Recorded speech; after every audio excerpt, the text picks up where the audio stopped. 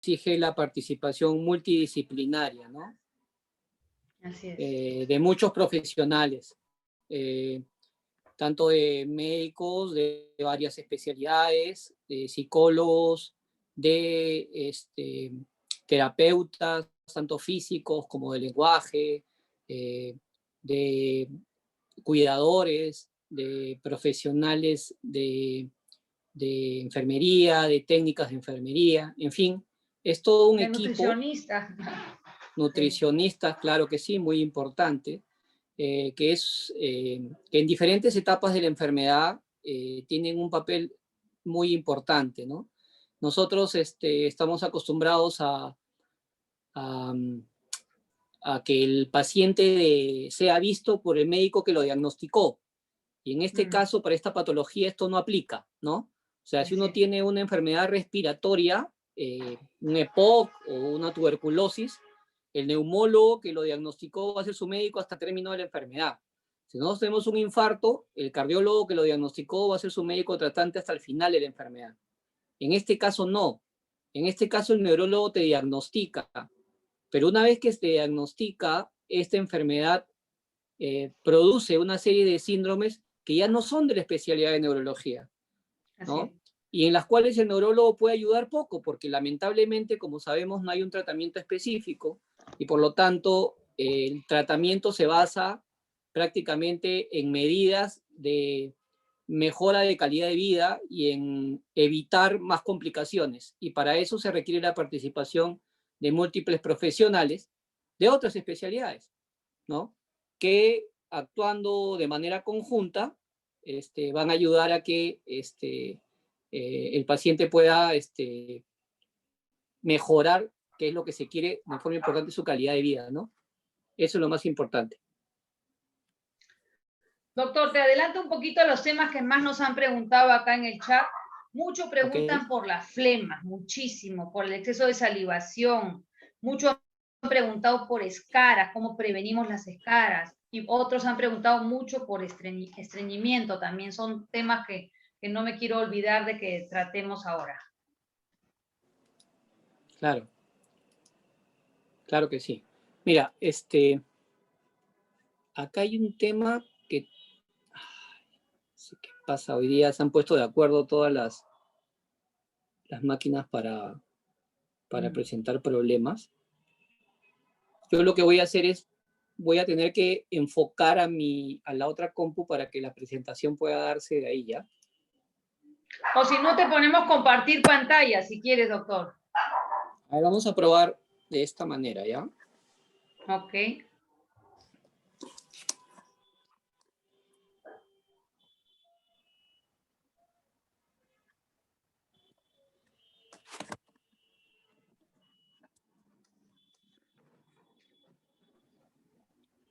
Un poquito hay que moverlo.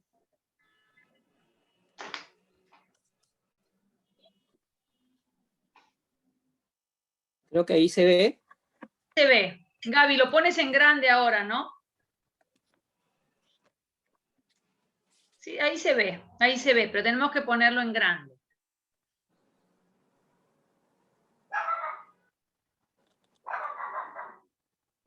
Ahí está, síndromes asociados a esclerosis lateral amiotrófica. Ok, ya lamentablemente no carga, así que vamos a hacerlo de esta manera, ¿ya? Ok. Esto ya ustedes lo conocen mejor que yo, o sea, los familiares de esta patología me han demostrado en el tiempo que conocen más que los médicos de muchos de los aspectos de la enfermedad. Y ya explicarles qué es la esclerosis lateral amiotrófica y por qué se produce está ya de más, pero simplemente es un recordatorio de que nuevos mecanismos patogénicos de la enfermedad no se han descubierto, ¿no? Y que tanto la alteración de la neurona motora superior como la neurona motora inferior son las causantes de esta parálisis progresiva que se produce en esta enfermedad. Asimismo, como sabemos, hay 4 tipos diferentes de presentación, ¿no? Esta presentación depende de factores aún no conocidos Y hay una esclerosis lateral primaria que empieza con fasciculaciones y debilidad progresiva y atrofia muscular que empieza en miembros, otra atrofia muscular progresiva que empieza en los 4 miembros de forma más rápida, un inicio espinal o un inicio vulvar, ¿no? Y como ven, dependiendo cada una de ellas, la sobrevida es diferente, ¿no? En promedio, en otros países, cuando no se llega al soporte avanzado de vida, entre 3 a 5 años, ¿no? Y la prevalencia, es decir, el número de casos que hay es de 1 a 2 casos por cada 100.000 personas, tanto en Estados Unidos como en Europa, pero que en estos últimos años ha aumentado a 3 a 5 y se prevé que puede llegar hasta 20 casos por cada 100.000. Es decir, cada vez hay más casos de ELA. La razón no se sabe. Asimismo, la prevalencia actual en Estados Unidos, casi 800.000 personas están actualmente con ELA, ¿no? Y el 10% de esas son hereditarias, pero la mayoría son de causa no conocida o llamada esporádica. Y como sabemos, es predominio de hombres, ¿no? Los hombres se afectan más que las mujeres en una relación 2 a 1. Lamentablemente, el tratamiento específico no existe. El Riluzol, que es el único fármaco que está aprobado en estudios multicéntricos, no ha mostrado su utilidad en todos los casos, y en el mejor de los casos lo único que se produce es una ligera disminución en la progresión de la enfermedad, ¿no? Pero tratamiento específico, aparte de ese, no existe, ¿no? Lo único que se puede hacer es medidas para combatir los síndromes que rodean el tratamiento. La espasticidad, los calambres, los problemas de salivación, los problemas de secreciones, la disfagia, la debilidad, la alteración del sueño, mejorar la nutrición, los problemas respiratorios, la ansiedad, sobre todo la depresión, ¿no? Y esto, en suma, si se hace en forma correcta, mejora mucho y en forma ostensible la calidad de vida, ¿no? Eso sí es definitivo. El soporte, como dijimos y conversábamos al inicio, está basado en un trabajo multidisciplinario, ¿no? Terapeutas ocupacionales de lenguaje, fisioterapeutas, psicólogos, médicos, enfermeras, nutricionistas, etcétera, ¿no? Y como vemos en este cuadro que está aquí, el neurólogo está aquí. Miren, el neurólogo está en la periferia, o sea, lo diagnosticó y ahí quedó, porque ya poco más puede hacer para lo que viene, ¿no? Es fundamental, necesario y muy importante al inicio, puesto que es el quien hace el diagnóstico, es el que en forma clínica y con electromiografía va a hacer el diagnóstico. Pero de ahí, cuando progresa la enfermedad, lo más importante se centra en el cuidador, en el cuidador y en el paciente, y el médico de cabecera que está alrededor del paciente, ¿no? Los terapistas, las enfermeras, los fisioterapeutas y otros autores que rodean al paciente. Pero, como les decía, una vez que la progresión de la enfermedad se da, ya otros especialistas juegan menos rol dentro del cuidado del paciente.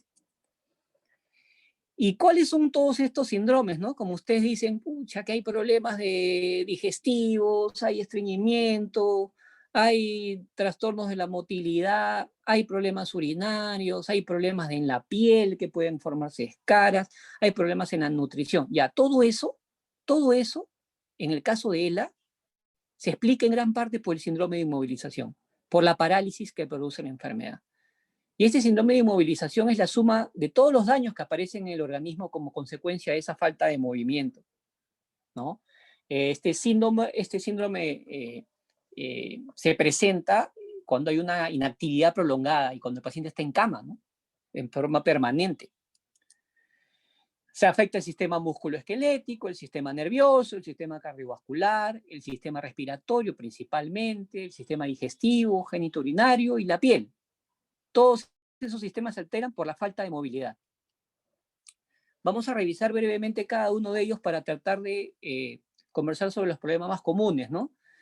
Los problemas respiratorios se presentan pues porque el músculo diafragma, como músculo que interviene directamente en la respiración, también interviene en forma importante en la tos, además de los músculos accesorios de la respiración. Entonces la tos es débil, y el esfuerzo inspiratorio es débil y por lo tanto no se tiene fuerza para expulsar las secreciones. Por lo tanto, estos pacientes cursan con aumento de secreciones difíciles de eliminar. Entonces hay técnicas para mejorar eso, ¿no? Sobre todo técnicas de fisioterapia y acompañadas de posiciones de drenaje, que son técnicas que usa el fisioterapista respiratorio para ayudar a desprender las secreciones acumuladas, ¿no? Vibroterapia, uso de chalecos. Hay una serie de técnicas de fisioterapia para ayudar a desprender estas secreciones acumuladas en el árbol respiratorio, pero este drenaje postural, que es este cambio posicional para favorecer la expulsión, es muy importante. Asimismo, se puede ayudar con equipos como el asistente de tos, el TOS Assist, que lo ven aquí en esta imagen, que es un equipo que ayuda bastante.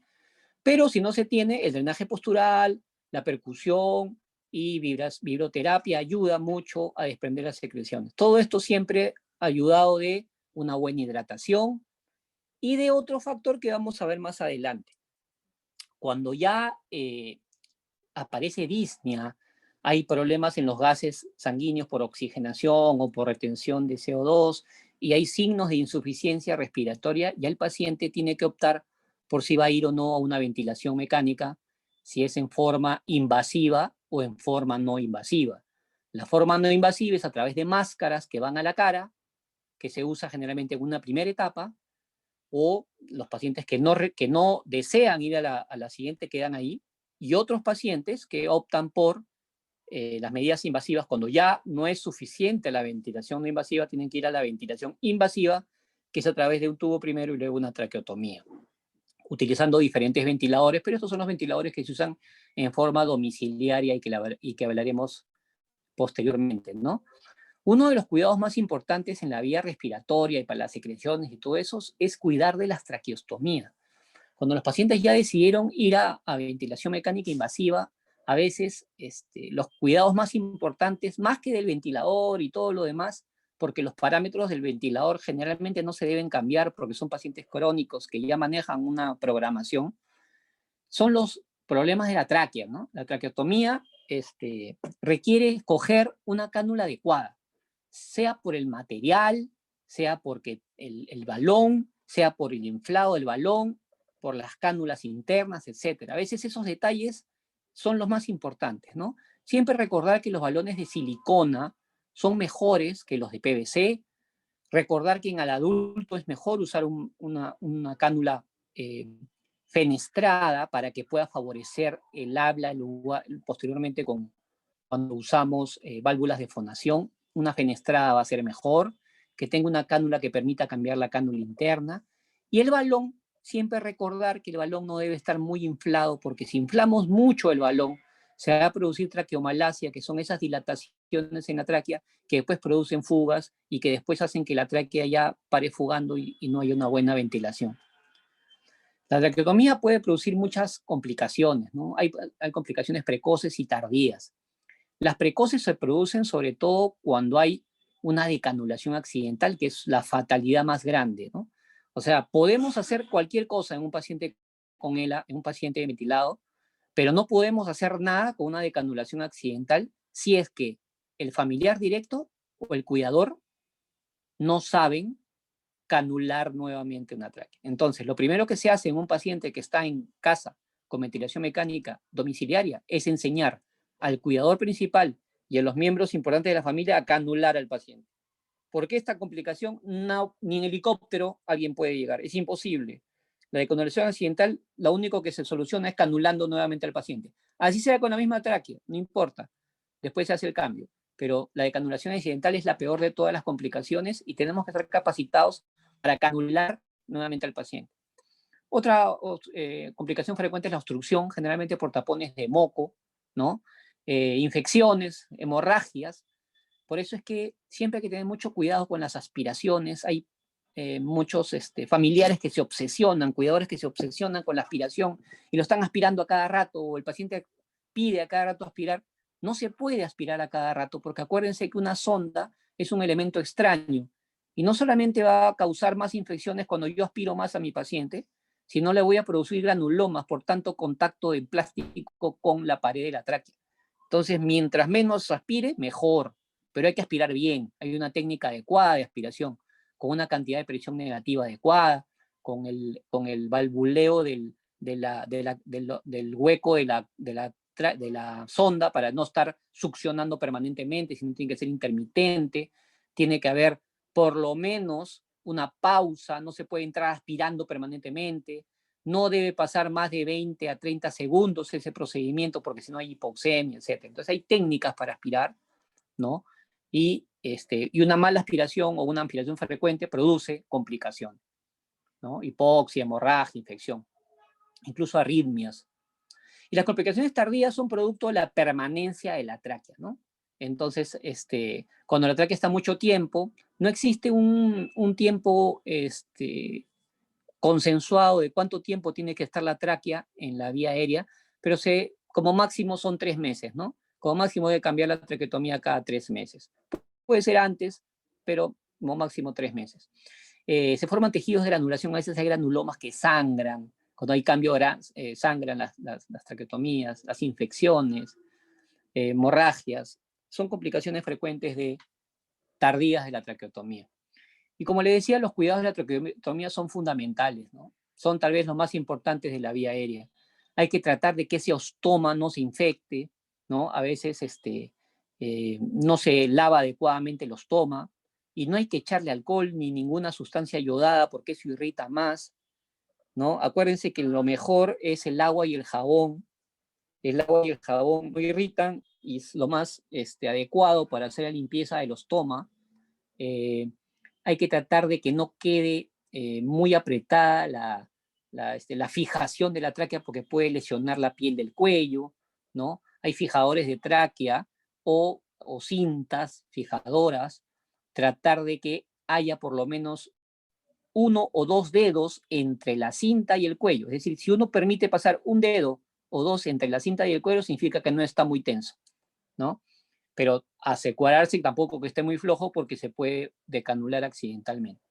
Asimismo, recordar que hay diferentes tipos de cánula. Acuérdense que la cánula la cánula interna es la que está dentro de la tráquea y hay unas cánulas que van dentro de esa cánula externa y que pueden ser recambiadas, hay fenestradas y no fenestradas, y que facilitan mucho el manejo porque si esta se obstruye simplemente se saca la cánula, se pone otra o se limpia mientras está la otra en su lugar, ¿no? Eso favorece bastante la limpieza de la traqueotomía, por eso es mejor usar traqueotomía que tengan recambio de cánulas. Asimismo, fijarse mucho en el balón, ¿no? Acuérdense, el balón piloto es un indicador cuando lo presionamos de cuán inflado está el balón dentro de la tráquea. Si este balón está muy inflado, dentro está muy inflado, o si está desinflado, esto está desinflado. Y puede causar, si está desinflado, las secreciones que están encima caen y pueden producir infección, y si está muy inflado, produce traqueomalacia. ¿Cuánto debe inflarse? Bueno, lo ideal es tener un medidor de CAF, que es un aparatito que me permite medir cuántos centímetros de agua tiene. Y acuérdense que menos o por encima de 30 es un valor muy, muy riesgoso, me va a producir isquemia de la mucosa y me puede producir traqueomalacia.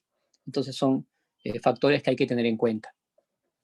Preguntaban sobre las secreciones, las nebulizaciones, eso es una pregunta muy frecuente, motivo de discusión constante con los colegas, no con los familiares, no con los pacientes, sino con los colegas. Muchos hasta ahora no saben cuál es la diferencia entre nebulización y humidificación. Y son dos cosas totalmente opuestas.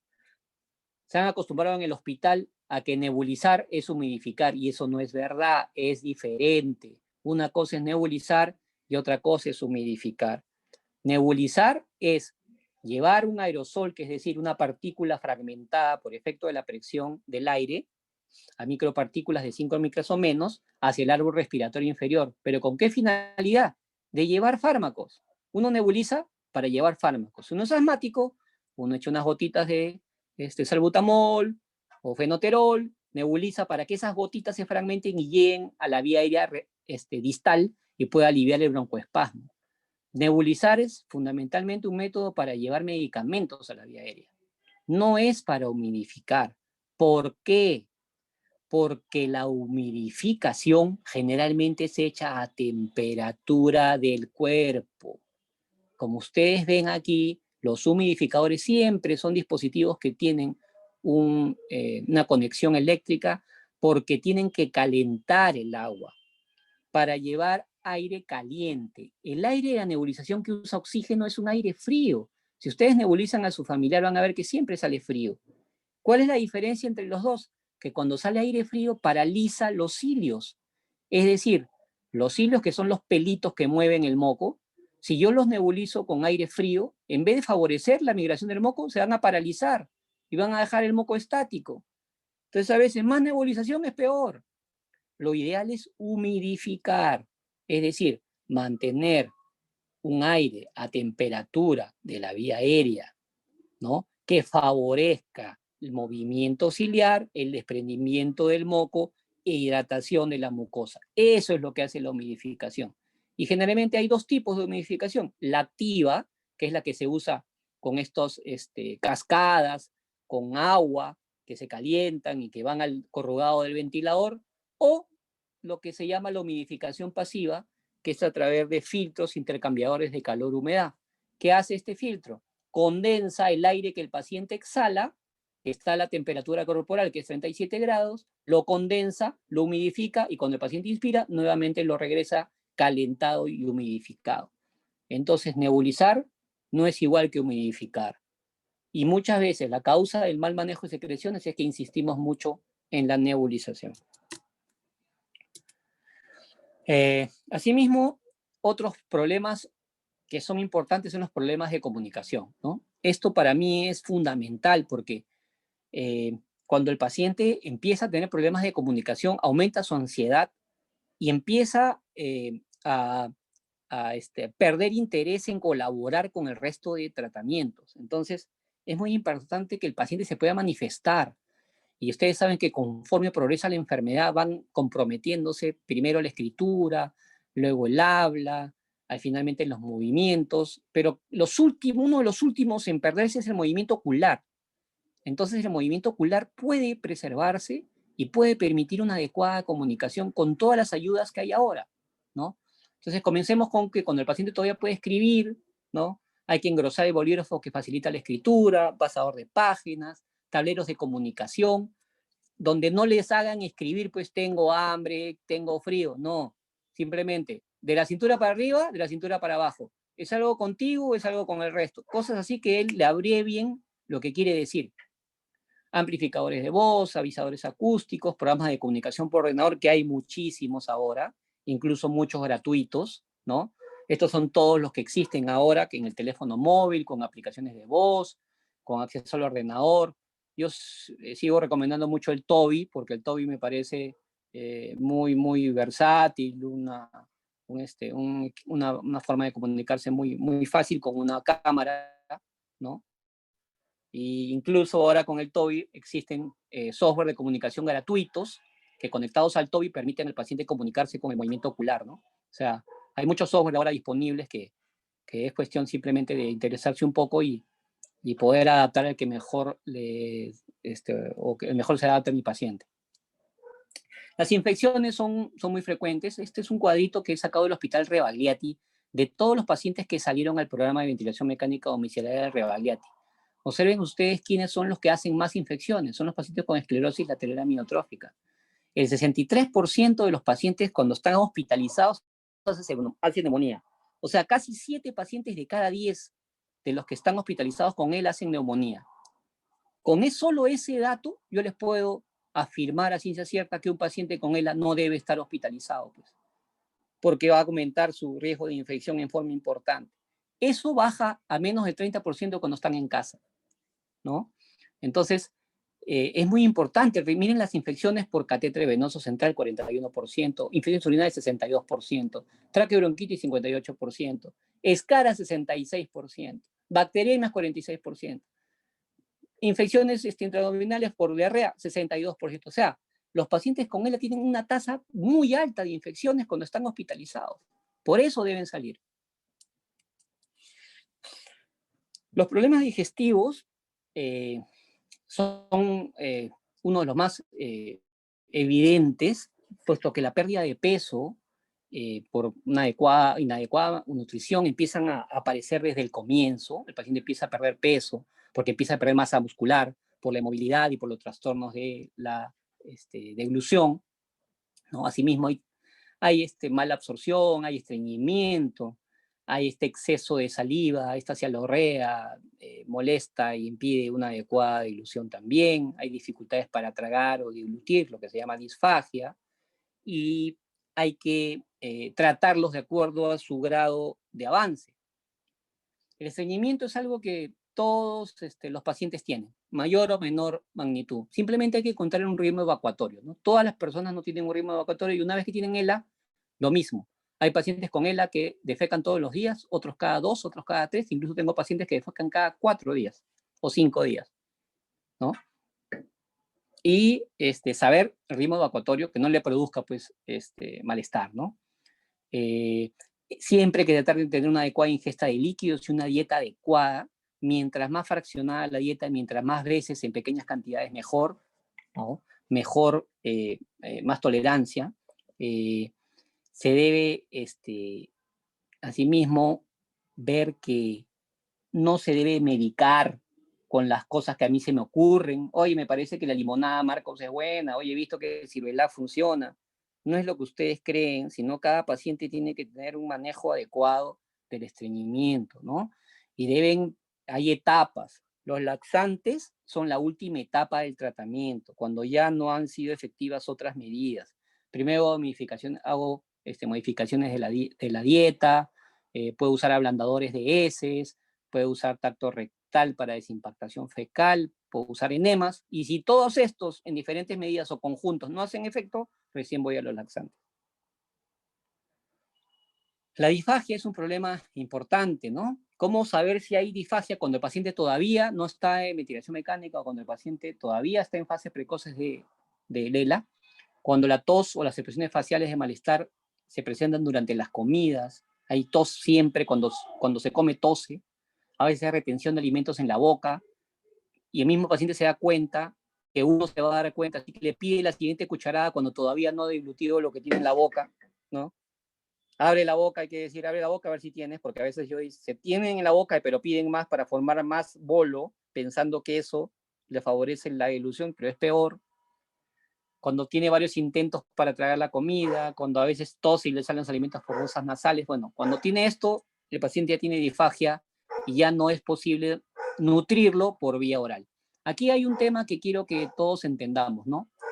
No es lo mismo nutrir por vía oral que mantener la vía oral. O sea, el paciente puede tener gastrostomía, puede tener sonda, pero nunca dejen de darle nada por la boca, porque hay que mantener uno de los pocos placeres que va a tener el paciente, que es sentir el gusto a la comida. Algo que le provoque, algo que le guste, un helado, un chocolate, no importa, no están contraindicados de comer nada, porque 1 o 2 cucharadas que pueda retener en la boca va a satisfacer sobre todo ese pequeño placer que es el de sentir el sabor. ¿No lo va a nutrir? Definitivamente no, pero no le prohíban la vía oral. Se va a nutrir cuando ya tiene lo que hemos dicho, que es la disfagia, por vía enteral. Y la vía enteral es la manera de llevar el alimento directamente al tracto digestivo, porque no hay posibilidad de hacerlo por vía normal por la boca, ¿no es cierto? Esto genera una serie de dudas, ¿no? En todos los familiares. Tratan de retrasarlo, dicen, no, mi familiar no quiere, tiene miedo. Bueno, lo más seguro es decirles que no va a perder la posibilidad de comer lo que quiera por la boca, pero por ahí no se va a nutrir. Así que tiene que nutrirse a través de una sonda, ¿no? Entonces, ¿a quién se le coloca una sonda de gastrostomía? Aquel que no tiene una adecuada nutrición y aquel que tiene disfagia, ¿no? Dependiendo del grado. Y estas son 2 tipos de nutrición enteral. Se puede dar por sonda nasogástrica o se puede dar por gastrostomía percutánea. Cuando se usa sonda nasogástrica, hay que tener en cuenta que esto no puede estar mucho tiempo. A veces hay que cambiarla cada mes. Pero cuando uno prevé que la sonda se va a usar más de 6 meses, mejor es ir de frente a la gastrostomía percutánea. Y mientras más precoz, mejor. Muchos pacientes entran primero a ventilación mecánica y una vez que están en ventilación mecánica ya quieren entrar a la gastrostomía.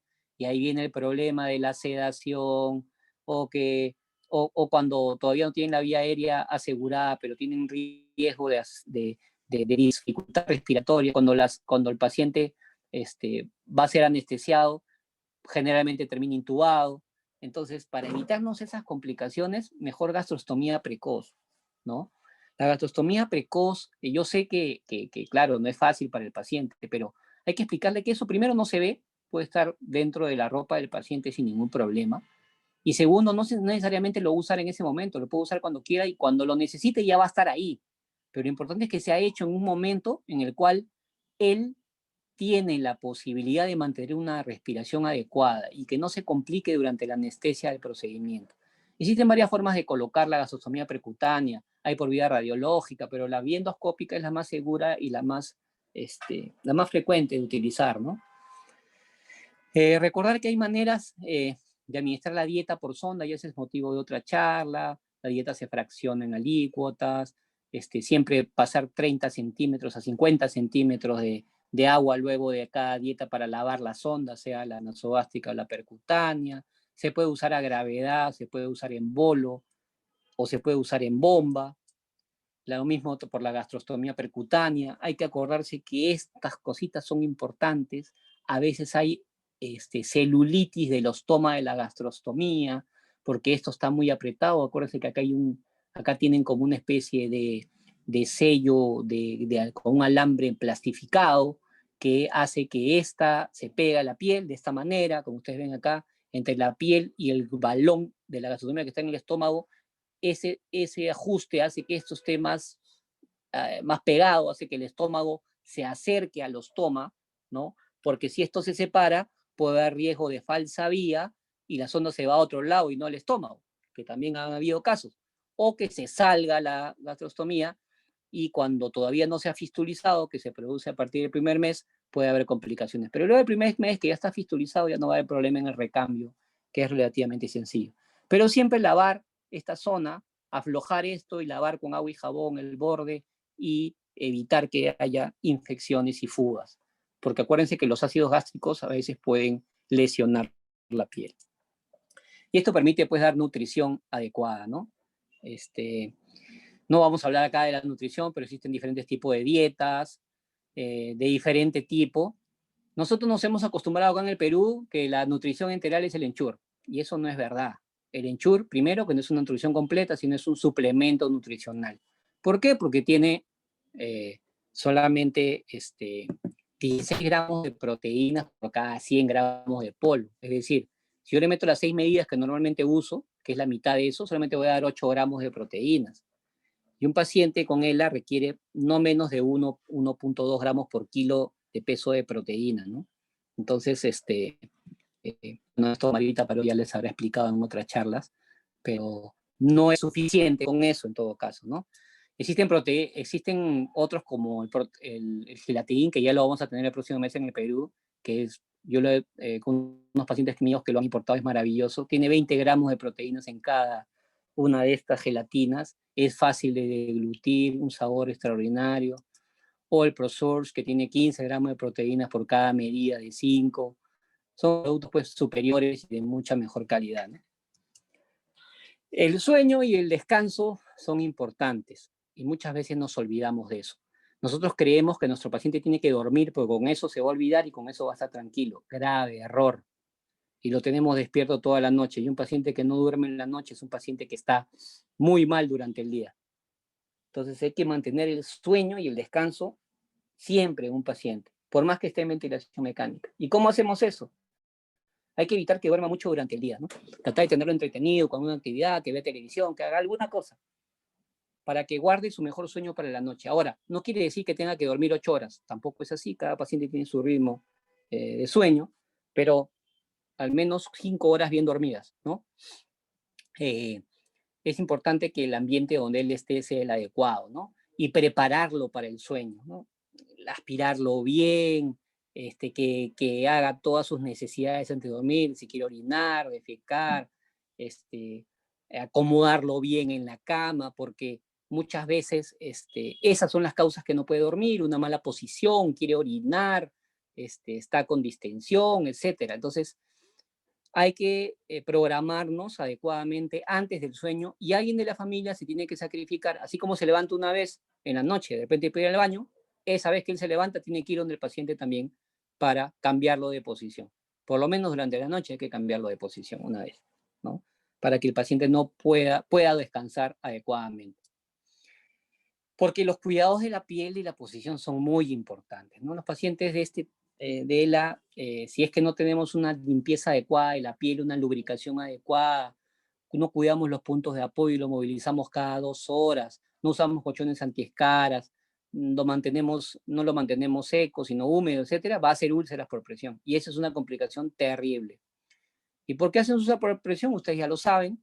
Acá, como vemos, estas son las zonas donde el hueso está más cerca de la piel. Donde el hueso está más cerca de la piel son en los talones, en el sacro, en los codos, en el omóplato y en la cabeza. Y cuando el paciente está volteado, las costillas, el trocánter, los cóndilos, el malleolo. Y cuando está volteado, estos de acá. Entonces, si lo tenemos mucho en esta o en esta posición, esos son los puntos donde va a ser escara. Y esos son los puntos que tenemos que evitar. Y entonces, ¿cómo lo evitamos? Con un cambio de posición cada 2 o cada 3 horas, colocando adecuadas protecciones o almohadas o almohadillas en las zonas donde estos puntos pueden rozar y presionar, que son las zonas donde están las prominencias óseas. Entonces hay que tratar de evitar que estas prominencias óseas estén en contacto con la cama o con el paciente. Y colchones que permitan que el paciente pueda evitar distribuir el peso y evitar presiones en puntos específicos, ¿no? Estos cuidados de la piel y evitar las escaras es muy importante. Problemas psicológicos, la depresión es mayor. Este es un último trabajo esta es una revisión que han estudiado todos los trabajos existentes sobre depresión en ELA, ¿no? Han encontrado todo lo que hay en la literatura escrita con todos los pacientes que se les ha hecho estudios de depresión en ELA y han encontrado que a nivel mundial la depresión en esclerosis lateral amiotrófica va alrededor del 50%. Más o menos el 50% de todos los pacientes con ELA está deprimido. Y el 30% de ellos depresión mayor, severa, es decir, que requiere tratamiento. Entonces no debemos obviar esto. Es muy probable que nuestro paciente esté deprimido. 1 de cada 2 pacientes está deprimido. Y ese paciente deprimido puede necesitar medicación. Generalmente la necesita. Entonces es muy importante que cuidemos la salud mental del paciente. No solamente basta la terapia con el psicólogo, sino también la medicación. Es muy importante la medicación.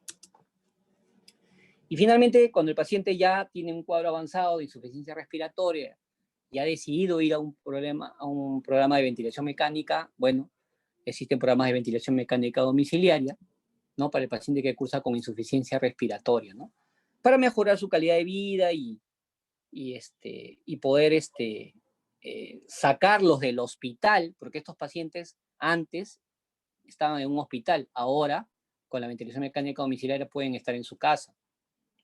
Pero no todos los pacientes pueden estar en su casa. Hay que seleccionar bien al paciente. Una de las principales condiciones es que la familia cuente con el recurso humano y el apoyo necesario. Si la familia no apoya, no hay recurso humano, no es posible el apoyo en casa, ¿no? Es muy importante que la familia esté adecuadamente informada y tenga el ambiente adecuado y el entorno adecuado para que el paciente pueda ser ventilado en la casa. Bueno, ya sabemos todas las enfermedades que van a ventilación mecánica domiciliaria, principalmente el ELA, ¿no? El ELA es una de las enfermedades que más frecuentemente van a casa con ventilación mecánica en el mundo, ¿no? En el mundo. Para seleccionar la ventilación mecánica domiciliaria, el paciente tiene que estar en condición clínica estable, ¿no? Tiene que estar estable del resto de órganos. Tiene que tener una traqueotomía permeable y adecuada.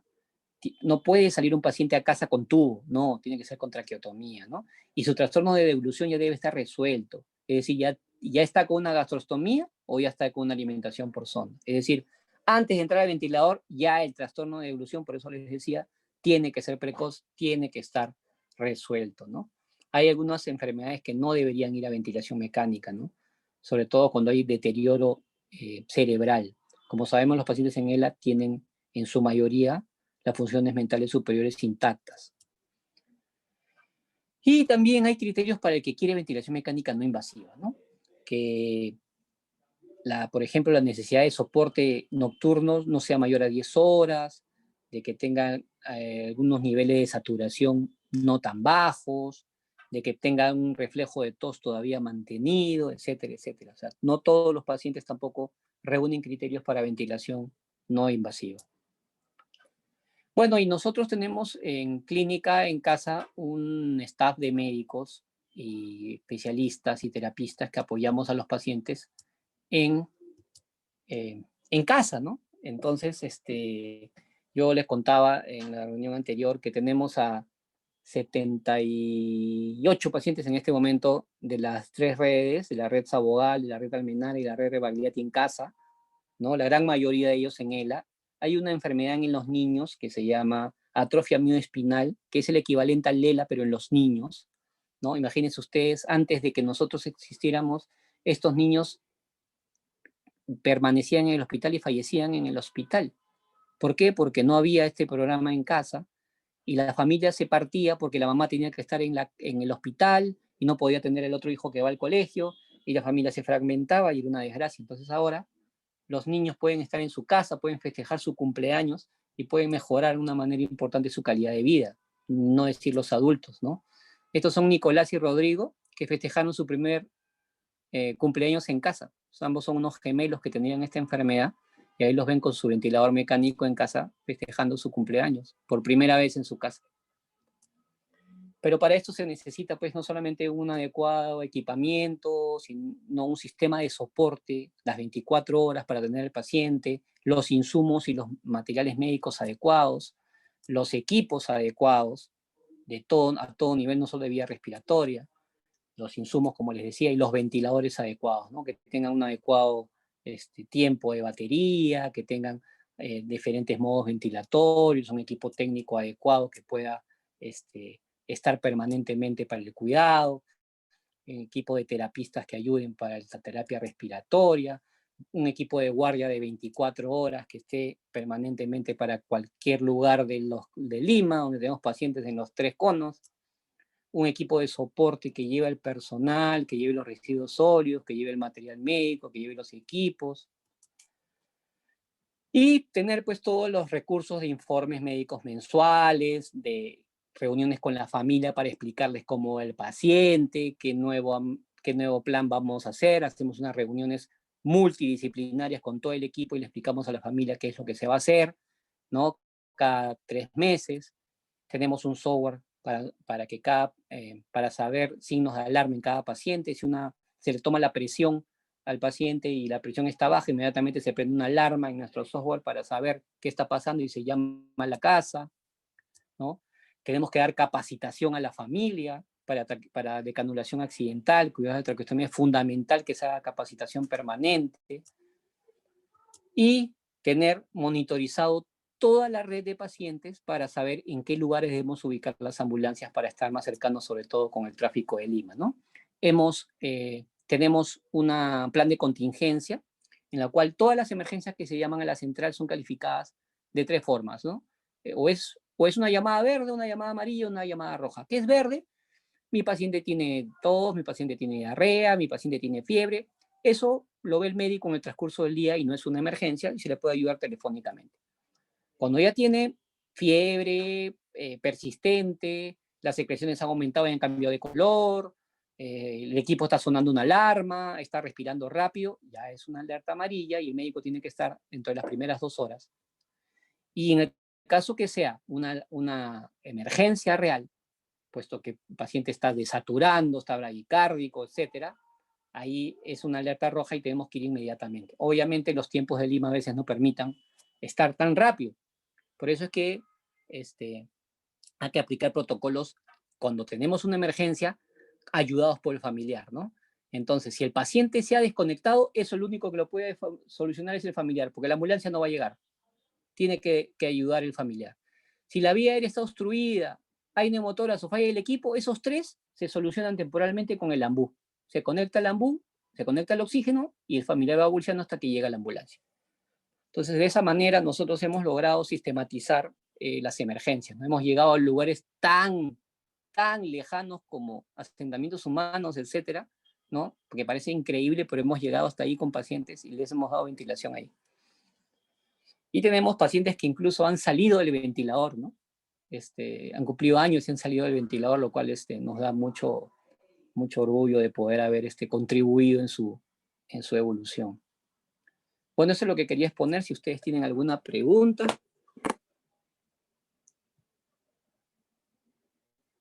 ¿Alguna otra cosa que quieran ampliar?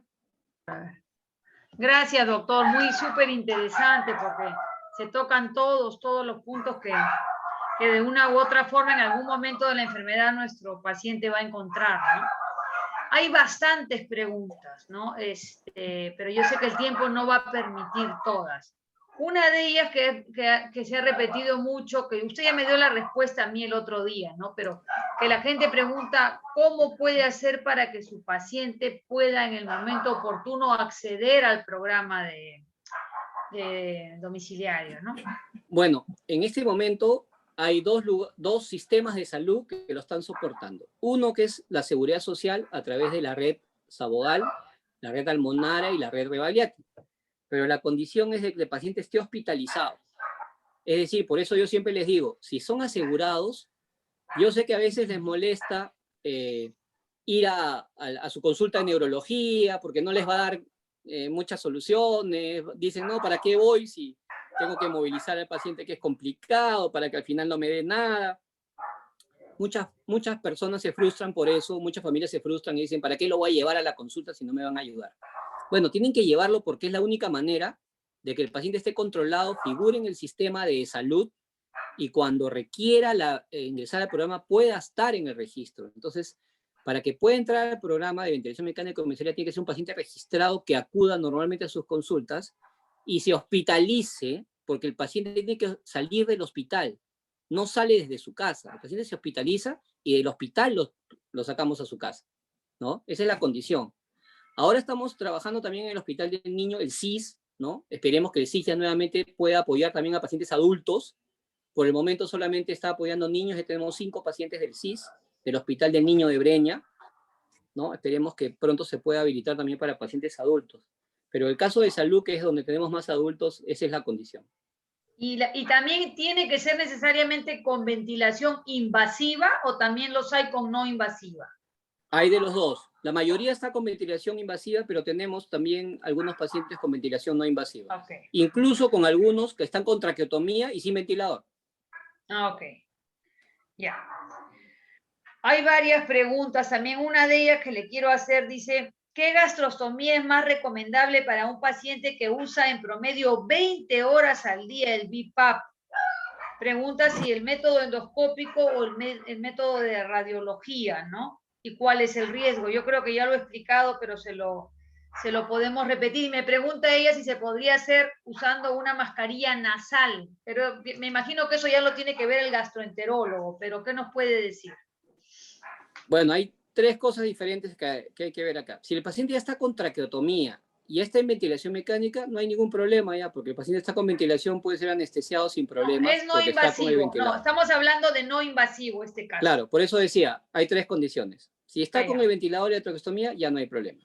Claro. Si todavía no ha ingresado ventilación, ni siquiera no invasiva, ahí es donde nosotros siempre recomendamos. Primero debería hacerse la gastrostomía precozmente, antes de llegar a la insuficiencia respiratoria. Porque una vez que ya hay insuficiencia respiratoria y el paciente ya requiere ventilación invasiva, el hecho de la sedación va a deprimir la función respiratoria y hay mucho riesgo de que el paciente tenga que ser intubado durante el procedimiento. Entonces, la alternativa ahí es una sedación suave o analgesia, para lo cual el paciente tiene que colaborar mucho y es bastante molesto pasarse un tubo de gastrostomía. La parte radiológica, es cierto, también hay gastrostomía radiológica. Hay algunos colegas que la hacen bien, he visto algunas complicaciones. Digamos que lo más seguro es la endoscópica, ¿no? O sea, si me pregunta qué es lo más seguro, es la endoscópica. La otra probablemente requiera menos sedación, sí, pero digamos, no es tan segura. Se puede intentar. Claro. Por eso, para evitarnos todo esto, la gastrostomía precoz, antes de que aparezca la mayor dificultad respiratoria. Así no la usen, no importa, ya la tienen. Y en el tema y por último se puede retirar, eso no va a causar ningún problema. Y el tema de cuando ya está en ventilación no invasiva y quiero hacer la gastrostomía, para nadie es fácil, porque hay que tener en cuenta que hay un alto riesgo de que el paciente pueda salir intubado del procedimiento, ¿no? Sí. ¿Y usted tiene datos de gastroenterólogos que tengan experiencia haciendo en pacientes con ventilación no Claro, el invasiva? tema es que el problema aquí no es tanto el gastroenterólogo. El gastroenterólogo va a hacer el procedimiento y lo va a hacer bien. El tema Es es el la anestesia. diafragma del paciente, claro. Claro, Es el problema cómo es la va a responder anestesia. el paciente a la anestesia. Exacto. ¿Cómo? Y eso es impredecible, ¿no? Así es. Cómo el paciente hay pacientes que se recuperan muy rápido de la anestesia y perfecto, ya lo toleró y muy bien. Otros que no, otros que se deprimieron mucho y no se pudo hacer nada. O sea, Y ya no se ¿cómo rescató el prever eso? diafragma y los tienen que ¿Cómo entubar. ¿Sí? prever eso? Bien difícil. Ok. ¿Qué más me preguntan? Cosa que ya le hemos preguntado nosotros, que lamentablemente en provincia todavía no hay avances con respecto a este programa, ¿correcto? Tenemos ya la propuesta para hacer en Trujillo y en Arequipa. Ajá, ¿ya? Probablemente este año. O sea que los que tengamos pacientes en Trujillo y Arequipa no dejen de estar dentro de su programa de salud, vayan a sus citas porque está ya tramitándose la posibilidad de tener el programa en Trujillo y en Arequipa, ¿correcto?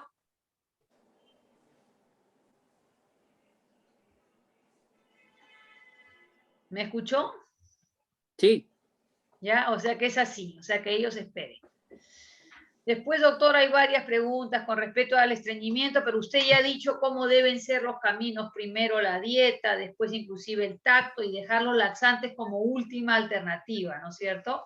Exactamente, ablandadores de heces y al final los laxantes, porque acuérdense que el laxante es un irritante, Claro. ¿no?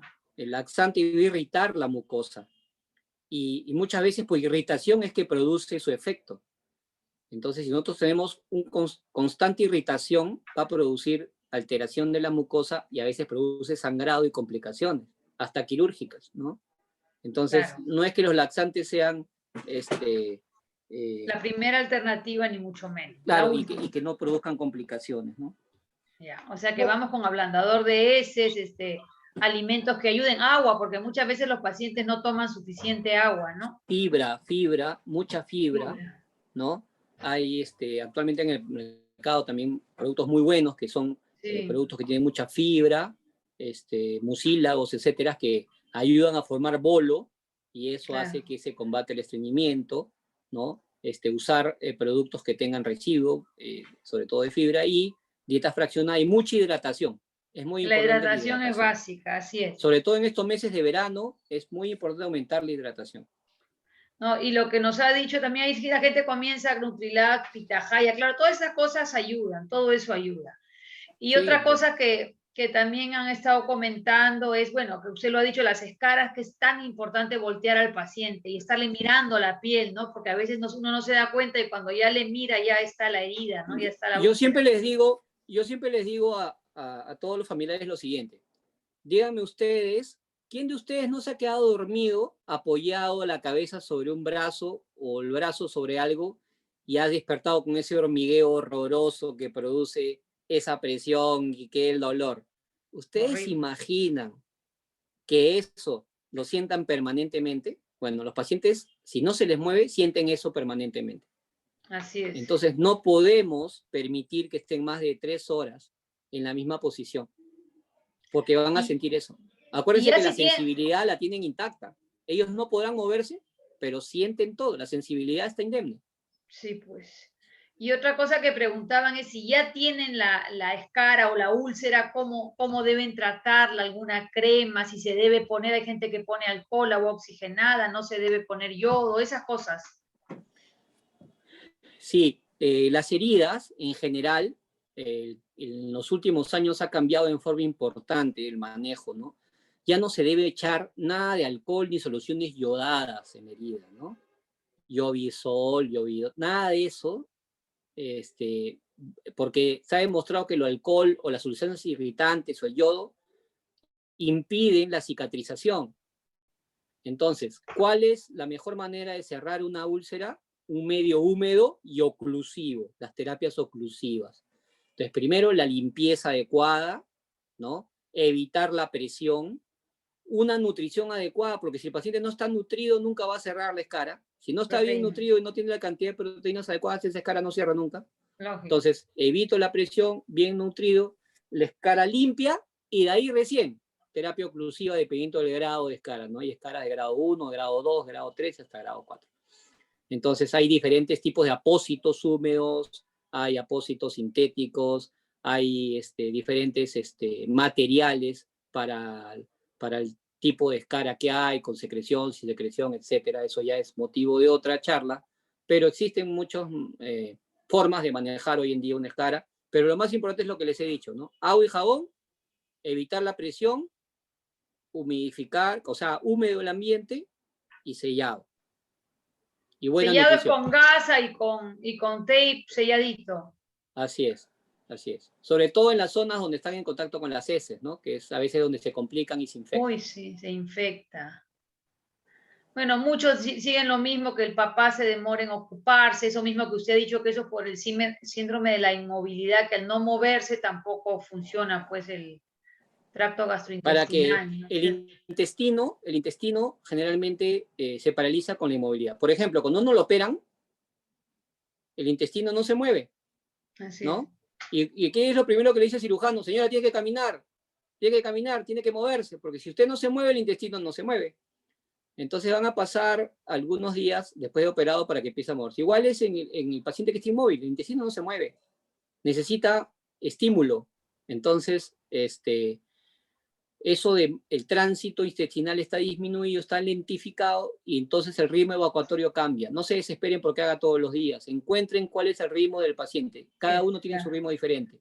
Unos cada 2 días, unos cada 3 días, unos cada 4 días. Con tal que haga cada 4 días no hay problema, pero hace, ¿no? Tiene que hacer, claro. Y hay que ver cuál es la mejor forma de ayudarlo, ¿no? Ya hemos dicho, ablandadores de heces, dieta con fibra, hidratación, tacto rectal, enemas, pero los enemas no necesariamente con sustancias medicadas, ¿no? Hay enemas con agua tibia, enemas con diferentes sustancias que lo único que hacen es despegar el impacto fecal que se produce en la parte rectal para que las heces que están detrás puedan salir, ¿no? Claro. O sea, no hay que dar medicamentos por gusto, digamos, solamente cuando es necesario, porque está contándonos que eso inflama, ¿no? Otra cosa que me preguntan, yo voy a compartir el teléfono del doctor, digamos, para citas, para eso, pero me preguntan si usted también atiende, si el doctor atiende en el salud, me preguntan. Creo que no, ¿no? No, yo no trabajo en el salud, pero vemos a los pacientes de salud que están en el programa, ¿no? Claro, por el programa, pero me preguntan, un dato importante, perdón, que me olvidé del tema cuando hablábamos de los enemas, es de que a veces muchos pacientes dicen, el enema no funciona, le pongo el enema y todo se chorrea, porque la técnica de colocar el enema también tiene que respetarse. El enema no se coloca de cualquier forma. El paciente tiene que estar en decúbito lateral, luego que se aplica, esperar 2-3 minutos, cambiarlo de posición 2-3 minutos para que progrese el enema hacia el recto. No hay una técnica, y luego de eso esperar que haga efecto. Entonces a veces ponemos un chisguete a chorro y inmediatamente regresa y pensamos ya no funciona, y no es así, ¿no? Después me preguntan, hacen preguntas, pero que yo creo que no tienen mayor fundamento científico, que dice un paciente con ELA puede tomar cloruro de magnesio para que se limpie de metales pesados. Eso no tiene ningún fundamento, me imagino, ¿no, doctor? No, más bien usaban antes el magnesio como ablandador de heces o favorecer la evacuación. Claro, hay algún óxido de magnesio, alguna forma de magnesio que sí ayudan a ablandar las heces, pero para los metales pesados no creo que tenga nada que hacer. No. Doctor, una pregunta. Un ratito me dice que están preguntando mucho con respecto a cómo hacen cuando tienen mucha hinchazón en las extremidades, tanto superiores como inferiores. ¿Hinchazón? Hinchazón. Ya, ¿qué es lo que sucede? Los músculos, aparte de favorecer la movilización del cuerpo, sirven de bomba. Entonces, nosotros tenemos un flujo arterial que es impulsada, que lleva la sangre impulsada por el corazón. Entonces, un sistema de mangueras que el corazón impulsa la sangre. Entonces, por las arterias la sangre va impulsada por el corazón. Pero ¿cómo regresa? Para regresar necesita la bomba de los músculos. Es decir, el músculo se contrae y bombea la sangre de regreso. Por eso que las piernas, cuando los pacientes tienen varices, se les hinchan las piernas. ¿Por qué? Porque las varices son venas dilatadas que la bomba muscular no funciona. O cuando el paciente tiene parálisis, como no hay bomba muscular, tanto las venas como los linfáticos están llenos de líquido y se hinchan las piernas. Entonces, ¿qué cosa hay que hacer? Drenaje, elevar las piernas o elevar los brazos por 10 a 15 minutos para favorecer el retorno de la sangre. También estaban preguntando cuando, además de tener estreñimiento, los pacientes tienen dificultad para orinar. ¿Qué tan recomendable es el uso de las sondas para poder orinar? Ese es un tema muy, muy importante, ¿no? Lo ideal, bueno, los pacientes conforme progresa pueden llegar a ser vejiga neurogénica, y cuando hay vejiga neurogénica ya la vejiga no se contrae. Entonces los pacientes orinan por rebosamiento, ¿no? Entonces acumula la orina y cuando ya está en globo, rebosa y orina. Entonces hay una maniobra que se llama de Credé, que es colocar el puño entre el ombligo y la sínfisis del pubis, presionar, y de esa manera muchos pacientes evitan el sondeo. Yo tengo muchos pacientes que con Credé pueden miccionar. Es decir, van palpando el lobo, lo sienten, ok, entre el cuidador ya sabe, y entre el ombligo y el pubis presiona, ¿no? Y favorece la micción del paciente. Cuando eso no se puede dar, cuando el paciente ya ni con eso puede miccionar, hay que ir a la sonda. Lo ideal es el sondeo intermitente, ¿no? ¿Por qué? Porque disminuye la aparición de infecciones. Entonces, una sonda Nelaton que se coloca, evacúa y se elimina, ¿no? Sondeo intermitente. Se sondea, se bota la sonda. Se sondea, se bota la sonda. Dependiendo de la cantidad de veces que sea necesario. Si es que no se puede, no se desea, tiene que ir al sondeo permanente. El problema del sondeo permanente es de que las infecciones son muy frecuentes. Las infecciones en los pacientes con portadores de sonda es muy alta. Van a ser infecciones urinarias a repetición. De preferencia se usan sondas siliconadas que se cambian cada mes. Doctor, también nos preguntan mucho con respecto a los atoros. Dice, ¿qué deben hacer ante un atoro? Digamos, si es que se les queda a ellos, muchos de los pacientes todavía comen por boca y comienzan ya a tener pequeños atoros, pero en algún caso de atoro dicen que sí es recomendable la maniobra de Heimlich, y en pacientes que tienen, por ejemplo, gastrostomía, ¿no? Que todavía en algunos casos todavía están comiendo por boca. Ya, si ya tiene gastrostomía, la idea es de que el volumen por boca, la consistencia y la forma de darla sea pues mínima, ¿no? Porque ya tiene asegurada a través de la gastrostomía la parte nutricional.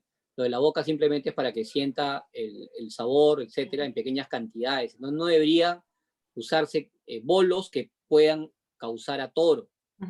Los atoros más frecuentemente son aquellos que no tienen gastrostomía. Entonces, cuando ya hay atoros, hay que parar la oreja y estar alertas que ese paciente ya probablemente requiera gastrostomía, ¿no? Cuando hay atoros, o cuando tose mucho mientras come, o cuando el paciente tiene el bolo ahí, mastica y no lo puede deglutir, y pide otro bolo cuando ya tiene el bolo ahí, todavía no lo ha pasado, etcétera. Eso ya son signos indirectos que el paciente ya tiene trastorno de deglución y tiene que ir a gastrostomía. Una vez que se produce el atoro, obviamente la maniobra de Heimlich es salvadora, ¿no? Porque es la única forma de poder eliminar el bolo. Doctor, ¿no? ¿Hay algún sitio que usted nos pueda recomendar para aprender, por ejemplo, este tipo de maniobras de primeros auxilios? Claro, en YouTube hay unas páginas de primeros auxilios de la Cruz Roja donde están la maniobra de Heimlich y la maniobra de reanimación. Ah, perfecto. Ya, gracias. Vamos a ver qué otra pregunta por ahí. Marita, ¿tú? Veces, ¿no? Dice, cuando muchas veces se atora la sondita de gastrostomía, que a veces no saben si poner Coca-Cola, no saben qué hacer. Pasa a veces, ¿no saben? Sí. Eso sí es verdad. A veces las ondas se obstruyen.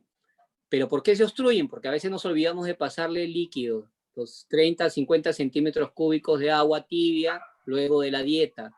siempre hay que pasarle eso. Otra causa de obstrucción es, una cosa es los alimentos y otra cosa son los medicamentos.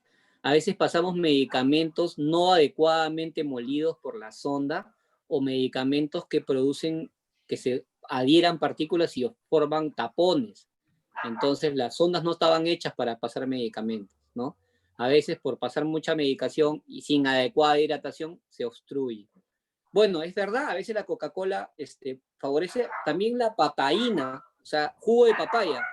El jugo de papaya tiene papaína que diluye digiere un poquito, claro, las fibras que obstruyen y puede digerir y favorecer que se desobstruya.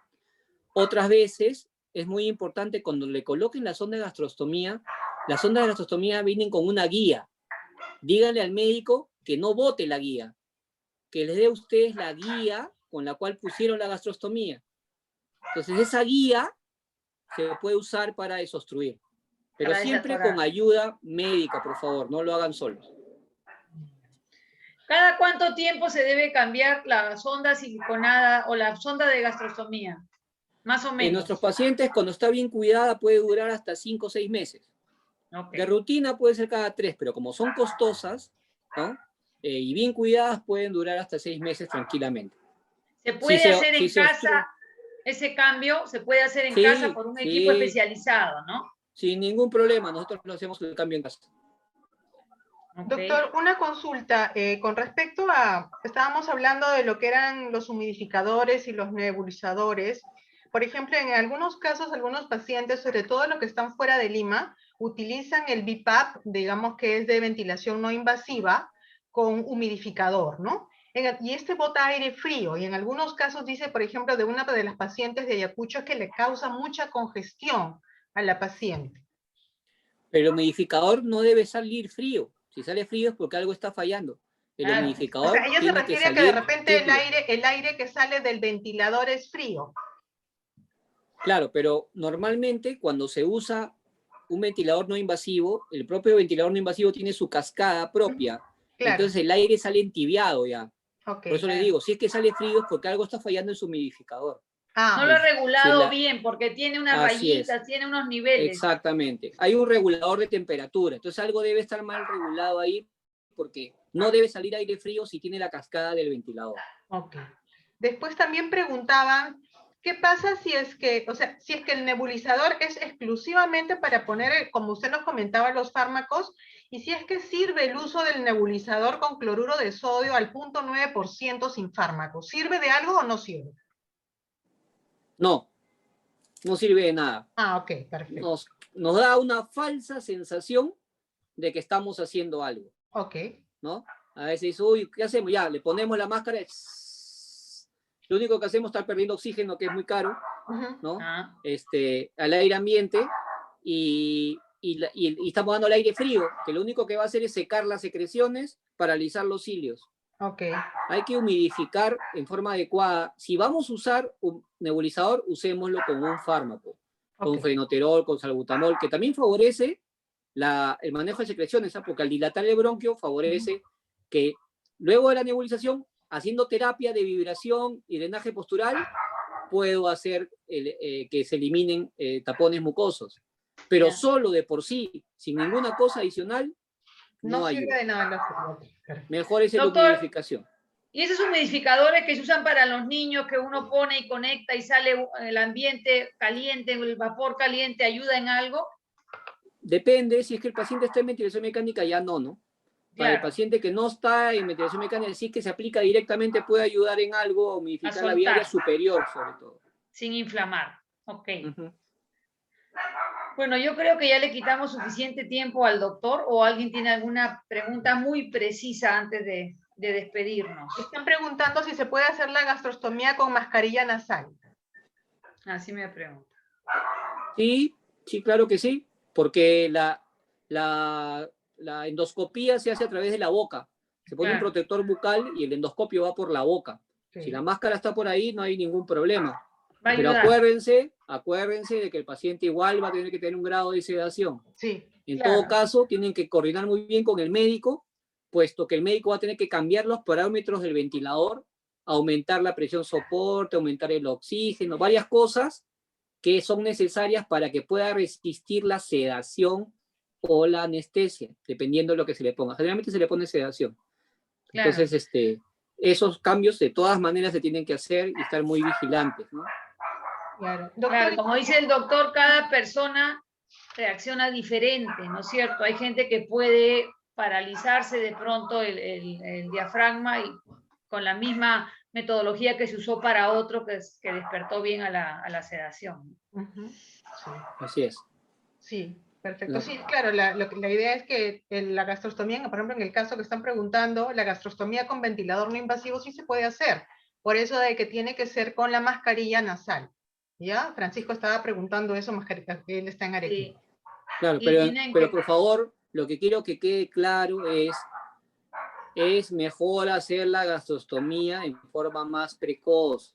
Para todos los que aún no han hecho gastrostomía, es mejor tener una gastrostomía y no necesitarla que necesitarla y no tenerla. Puesto que una vez que la necesitemos y ya tengo un grado de insuficiencia respiratoria, se me complica todo. Entonces, no tengan temor a la gastrostomía, no va a pasar nada. Si no la usan, no importa, la gastrostomía va a estar debajo de ahí y no le va a ocasionar mayor molestia. Es peor necesitar la gastrostomía y no tenerla y tener ya un cuadro de compromiso respiratorio que va a complicar el manejo. Perfecto.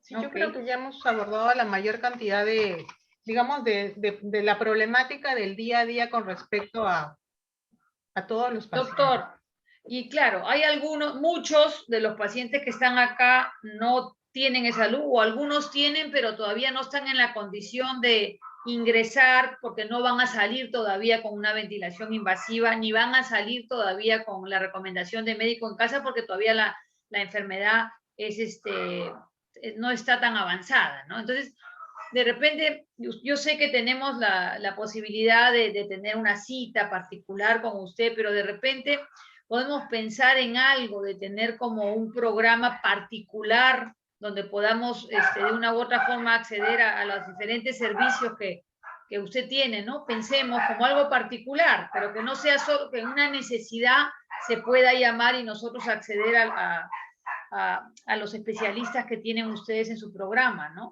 ¿Se podrá pensar en algo así? Sí, claro, por supuesto, es cuestión de conversar, o sea, yo estoy dispuesto a seguir colaborando con ustedes, a veces que ustedes me convoquen y que pueda seguir colaborando, yo encantado de contestar sus preguntas o cosas en las cuales pueda ser útil, sin ningún problema.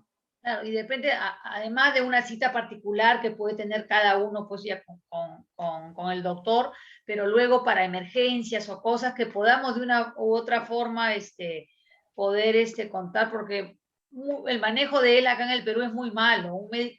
Un paciente va a una emergencia de cualquier hospital o clínica y le toca a un enfermero o alguien que no sabe, le pone oxígeno y el paciente muchas veces se complica solamente por haber ido a la hospitalización y muchas veces no sale, ¿no? Nos ha pasado millones de pacientes por mal manejados en las emergencias de haber fallecido muchas veces ahí mismo. Entonces, es bien importante contar con personal que conozca la enfermedad para todas las especialidades, ¿no?